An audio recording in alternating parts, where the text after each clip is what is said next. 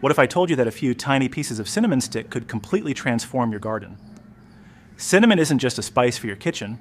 It's nature's antifungal, antibacterial, and pest repellent. When buried in soil, cinnamon stick pieces slowly release compounds that protect roots, fight fungus, and keep ants and gnats away. Here's how to use it. Step 1. Break cinnamon sticks into small 1-inch pieces. Step 2. Dig a hole about 2 to 4 inches deep near your plant roots. Step 3. Drop 2 to 3 pieces into the soil. Step 4. Cover with soil and water lightly. Within days, your soil becomes richer and more alive. Roots grow stronger, leaves get greener, and your garden starts thriving naturally.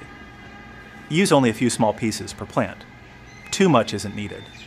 You can also bury them around seedlings or compost piles to stop mold.